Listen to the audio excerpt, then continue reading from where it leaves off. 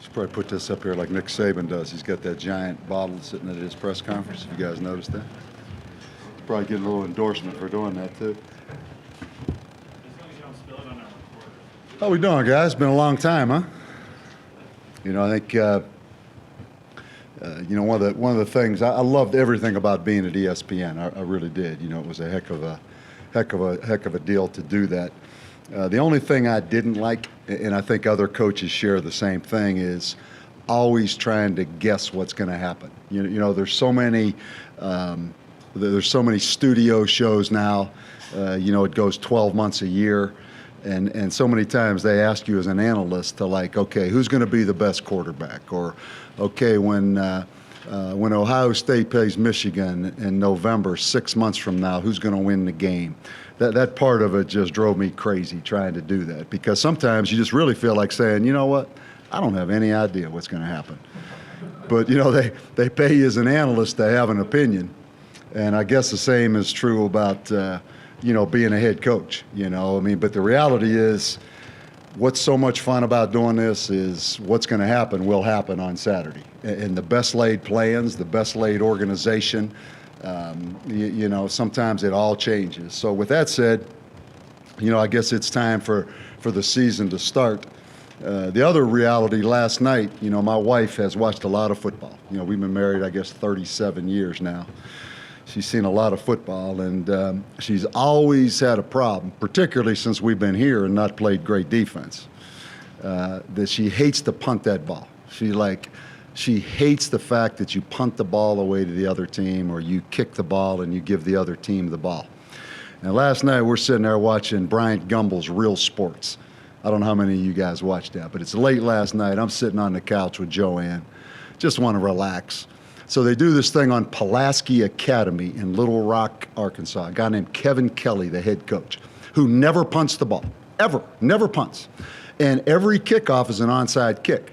So they're going through the story, and I can just feel Joanne's eyes turning towards me on that couch, because I've always kind of poo-pooed the whole deal of not punting. But there's the guy from Pulaski Academy who's had all that success, and now I've got Joanne sitting on the couch going like this: why do we punt?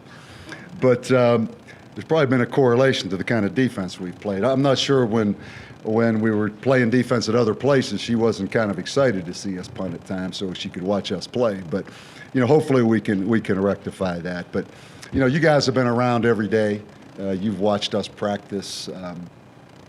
You know, you've got as good idea as what I have of exactly what's going to happen. But I think it's fair to say that we're all encouraged. I know this. I really like this team. I'm really looking forward to playing, and let's let it rip. You know, if you talk about concerns, you know, you can't minimize the fact that you know, two offensive linemen, Johnny Visciano, who we thought and we hoped, we had our fingers crossed. You know, he didn't play last year, but he did play extremely well the year before. You know, we had him penciled in as a starter. He's gone.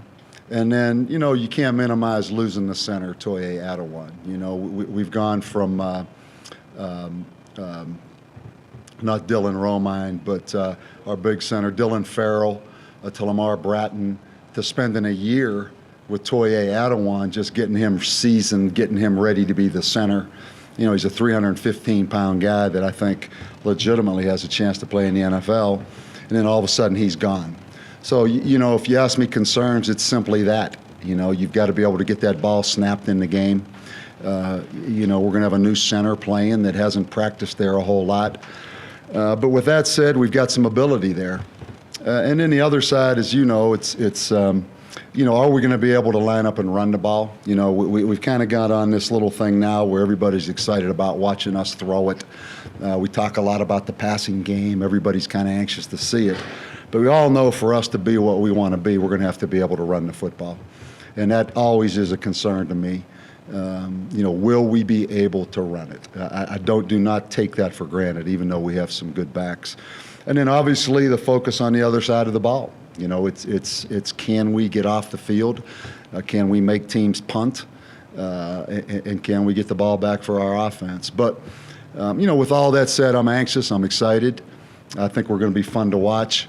I think we have a chance to have a good team. So, let's let it rip, man. You guys know as much as I do. You've been out there, some of you, as much as I've been out there. So with that said, let's go ahead and see, Rick, what do we have? I know you had to think up a new question now, so I'm anxious to hear it. In playing both Lamar and Austin, is it going to be a systematic thing or more by feel? I don't know. I'll be honest. We're still kind of working through that. I think they're both going to play again. A lot depends on the flow of the game. But both of them have earned the right to play, but Lamar's the starter. I think probably as the week goes by, we'll make a decision on that, but probably during the flow of the game, we'll decide. I think both of them will play, though, for sure. Kind of along those same lines, how do you keep both guys happy? I mean, you have Apodaca, who's got limited time here, but came here specifically to play, and you got another guy who you've been grooming to play. Yeah, well, Austin came knowing what the situation was. His eyes were wide open. If anybody researched it as completely as you could, it would be Austin and his family. They know exactly what kind of offense we were. They knew exactly what Lamar Jordan did last year. Heck, they were here for the Wyoming game, our last game of the year. So he came into it with his eyes wide open. And, it's not my responsibility to keep him happy. I mean, I don't really, that's not my number one concern. I think some things it works out for itself. Those guys have been really good for each other. And I hope it continues. But we both know, all of us know, once the dynamics of the season start, that's when you really find out.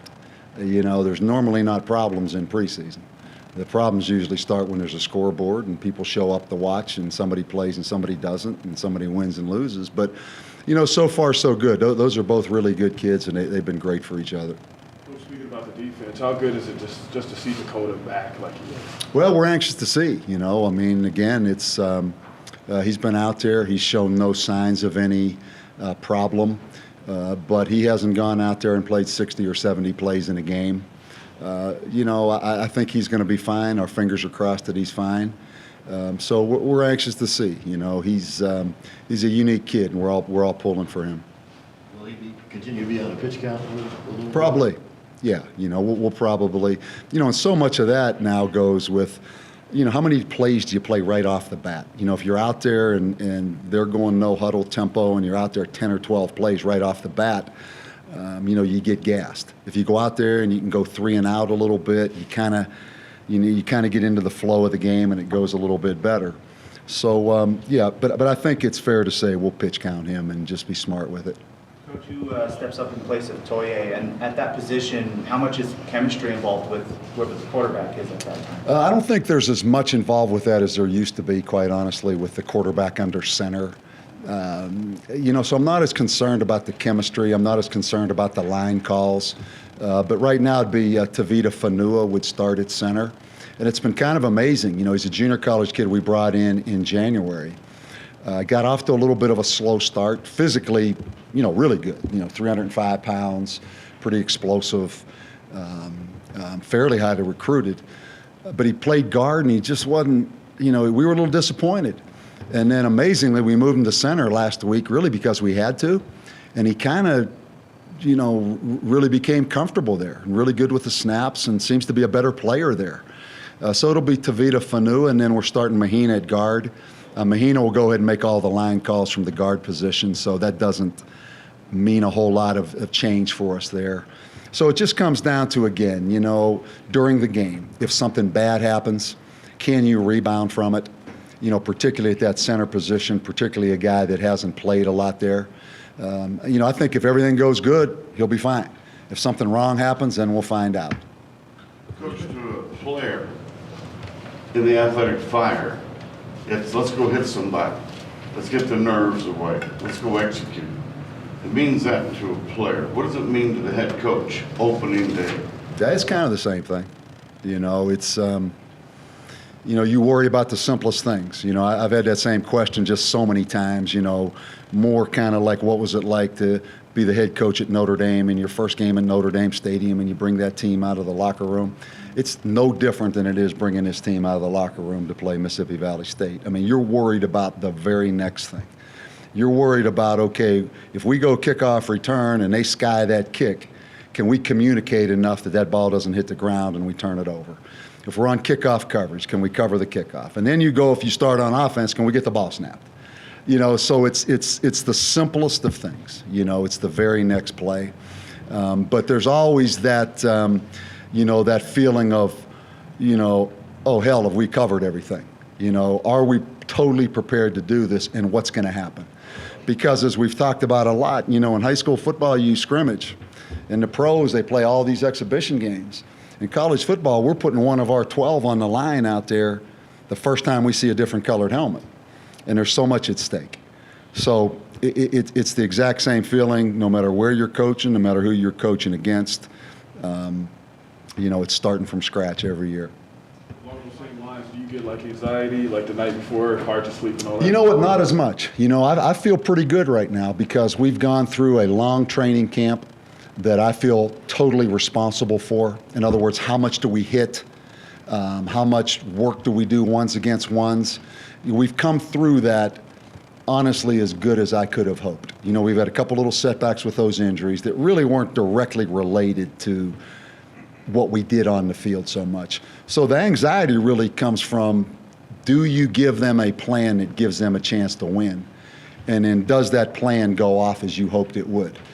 Staying here in Albuquerque for camp has been a home run for us, absolute home run.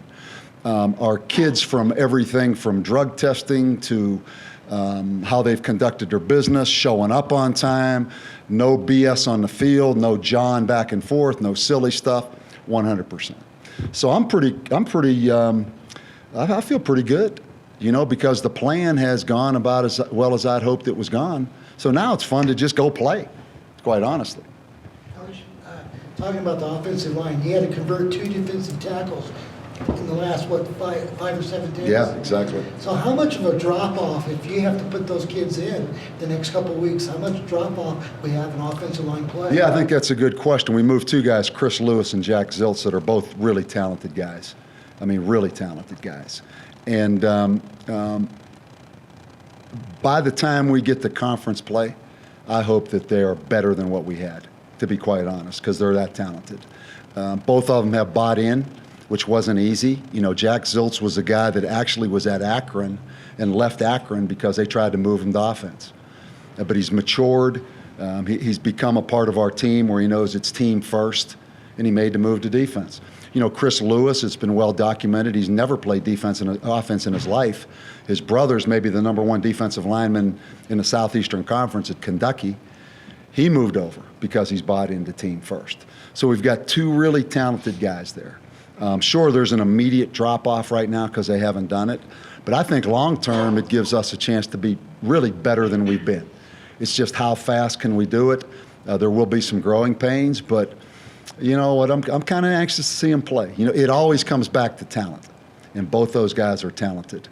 And both those guys are unselfish. So there's going to be, just like with Tavita Fanua, it's not going to be perfect. I mean, he may snap one sideways. But eventually, he's going to be pretty good. And, so I feel that same way about those 2 guys. I mean, I want to get them in there and play.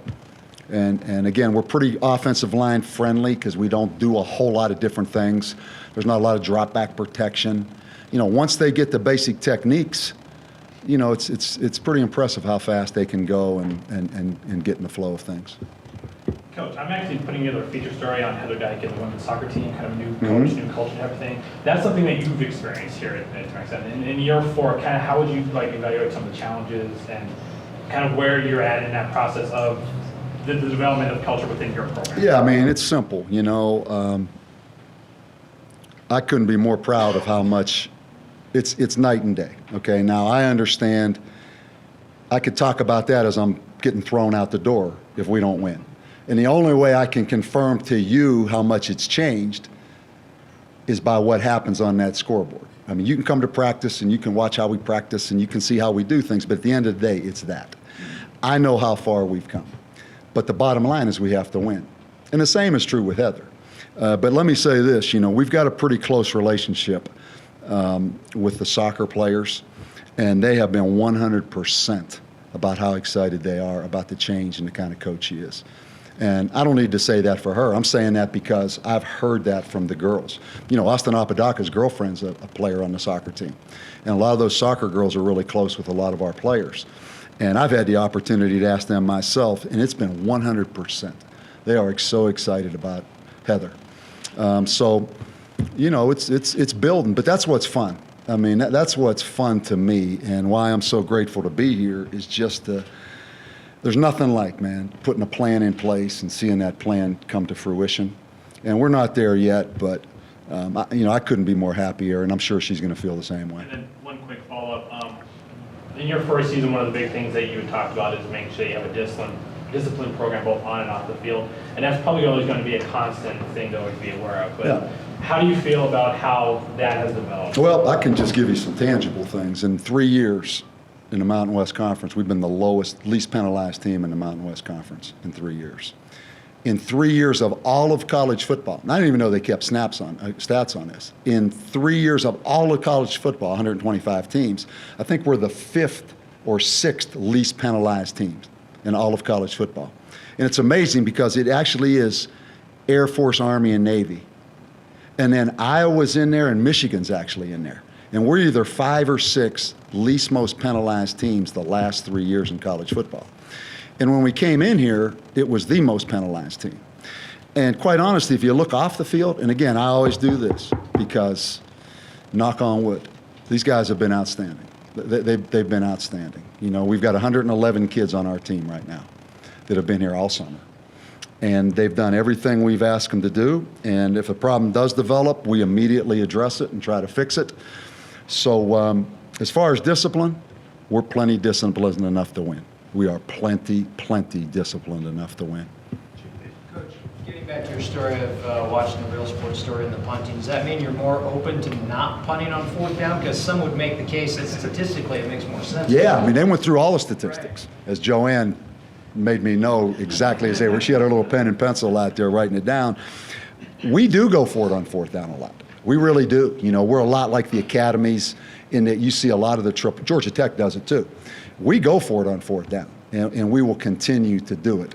I don't want to do it because kind of in the past we felt like, oh no, if we give the ball back to the other offense, they're going to score.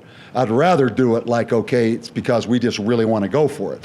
But yeah, I mean, I think that's fair. You know, I just don't want to do anything stupid. You know, I've always been that way. I don't want to take the game out of the players' hands. And sometimes because of ego, or sometimes because of just wanting to see if it works, or sometimes, well, I want to be different and I want to make this name for myself, I'm going to go for it. And I lay awake at night if you do go for it and it backfires and you've taken the game out of the kid's hands and that other team has the ball on the 25-yard line.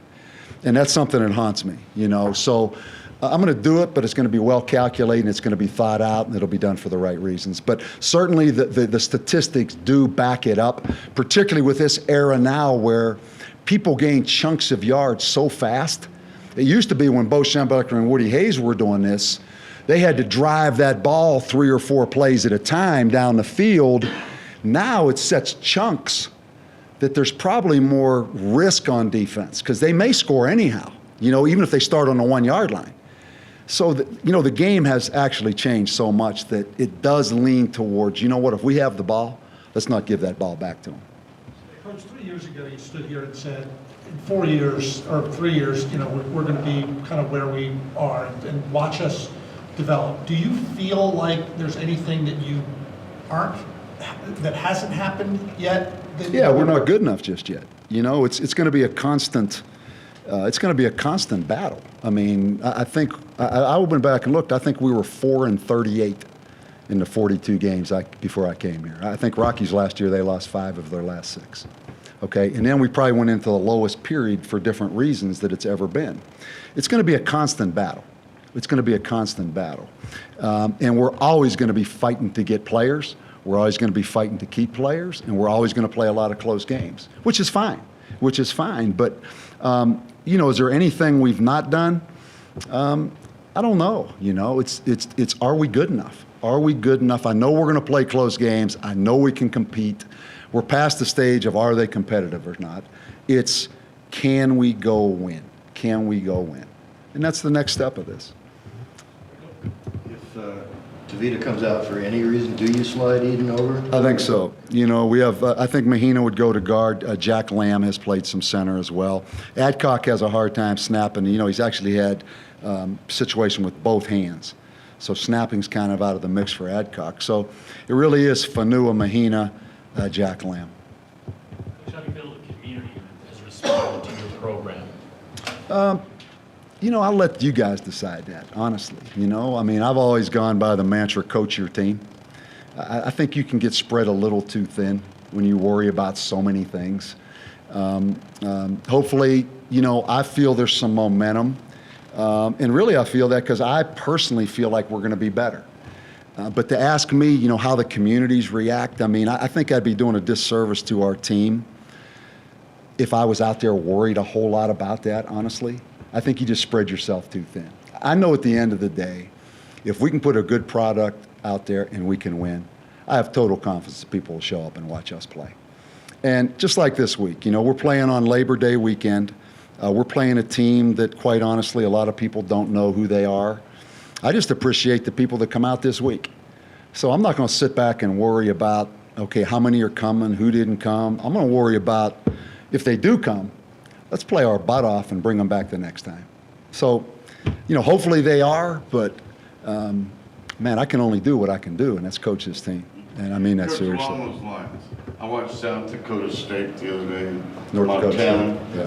State, yeah. I thought the atmosphere I thought the atmosphere helped Montana win that game. Yeah, no Will question. atmosphere help win a game? Oh, today? without a doubt.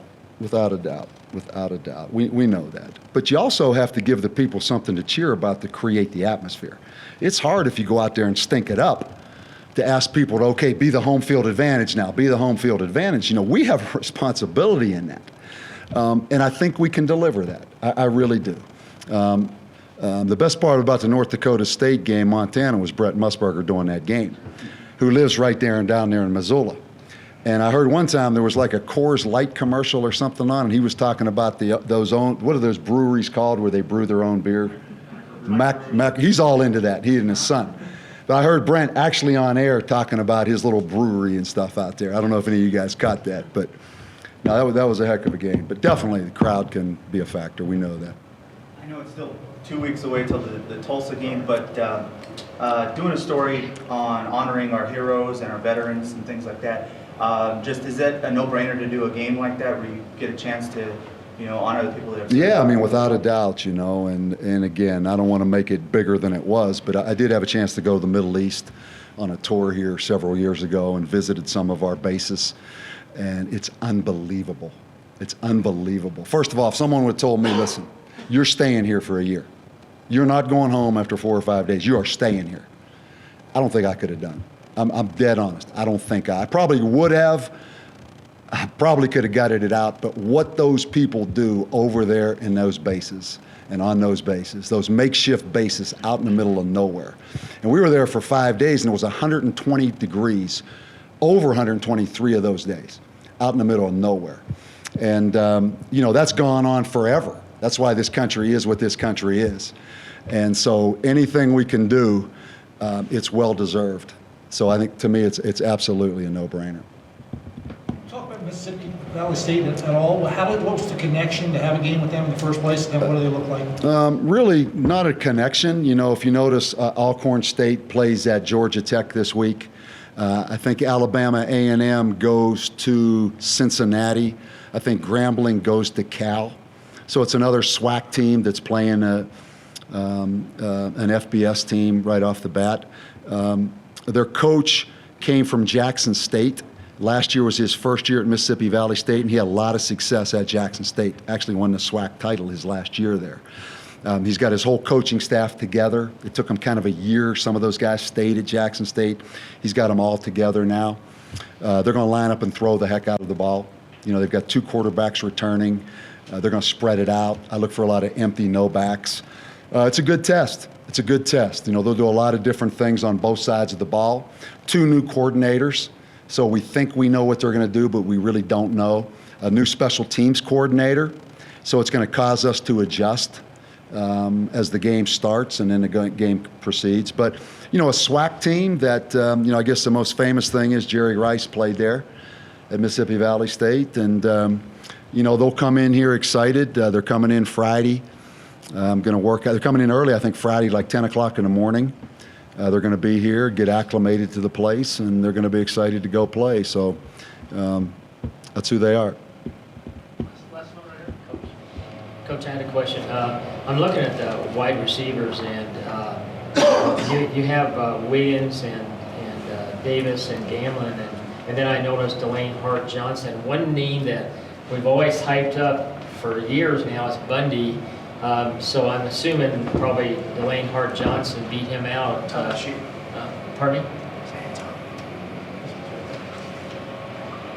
Oh, I see. Okay. He's not listed down here. Okay. Yeah, and they're all going to play. You know, we do. I think you guys. I think you're going to be excited to see our receivers. You know, we've got some taller guys. We've got some more physical players. You know, Patrick Reed, number 5, has been an amazing move for us from quarterback.